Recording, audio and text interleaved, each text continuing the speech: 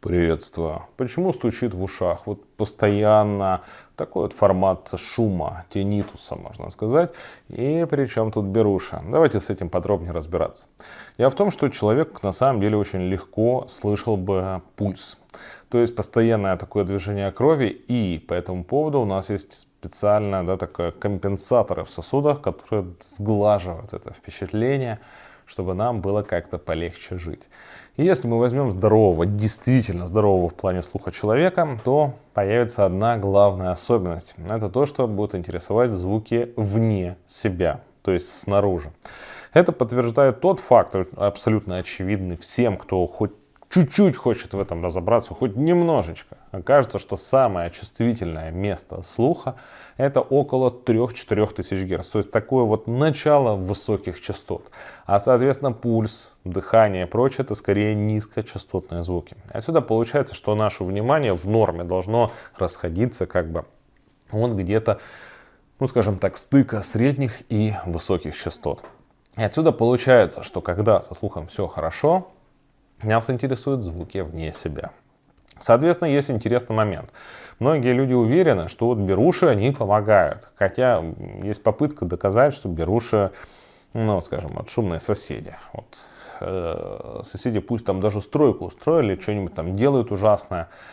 И вот есть стена. Стена не пропускает высоких частот. И средних тоже, ну, мало пропускает. А вот низкие хорошо. Низкие очень тяжело как-то куда-то деть. И люди говорят, я сейчас надену беруши, вот я их надену, и мне станет хорошо.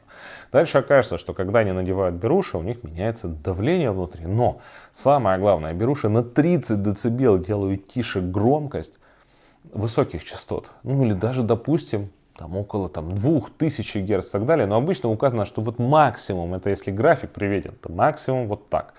А на низких частотах это будет всего несколько децибел. То есть фактически, это мое давнее предложение, если так уж бесят соседи, нередко выгоднее повесить ковер на стену, это будет тише, чем надевать беруши. Но людям нравится это ощущение, они за ним в погоне зачастую, что вот я надену и вот это произойдет. Соответственно, что произойдет в берушах, это то, что не получится замечать звуки снаружи. Все звуки будут в первую очередь внутри. Самое интересное это то, что пульс, да, вот такой вот, как что дыхание, движение крови, вот просто как оно двигается и так далее. А возможно напряжение разнообразных мышц или даже глаз, черепа и так далее. То есть это начинает быть слышно. И вот так вот получается. Мы плавненько приводим к тому, что вот почему так явно стучит. Или, например, почему статистически люди в возрасте на это жалуются. Потому что очень часто падают именно высокие частоты. То есть человек все хуже слышит и не интересуется звуками вне себя. И кажется, что вот пульс это теперь самое главное. Или звуки это самое главное. Или давайте будем сейчас жевать что-то, и это будет самым главным звуком. Хотя на самом деле, безусловно, и здоровый человек может слышать, но чаще всего люди про это забывают. То есть давайте предположим, вот кто-то вот только что вот потренировался, вот очень-очень хорошо, высокоинтенсивно, явно стучало в ушах. Мы спрашиваем, ну что, шумело? Человек на нас посмотрит с удивлением. Ну, наверное, да. Или пусть кто-то сейчас болеет, температура, насморк, ну, в общем, кошмар, что происходит. Мы представим, ну что там шумит? Ну, ведь и правда шумит, и это будет, но неинтересно. Почему? Если со слухом все хорошо, интересны звуки вне себя. Это такое вот не то чтобы такое жесткое правило, это такая вот конкретная привычка, неинтересно.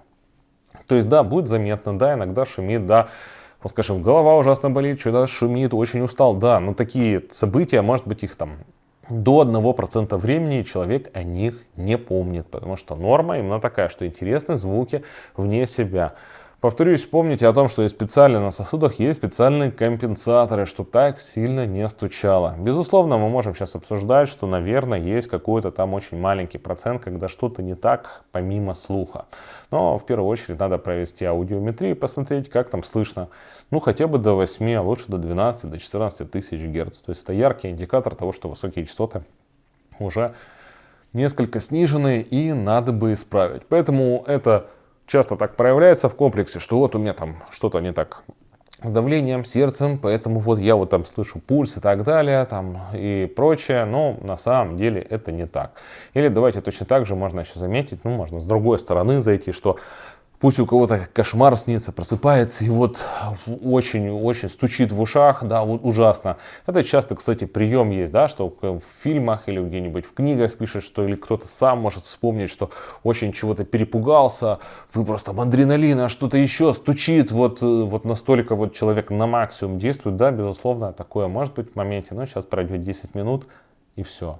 И этот стук, он прекратится.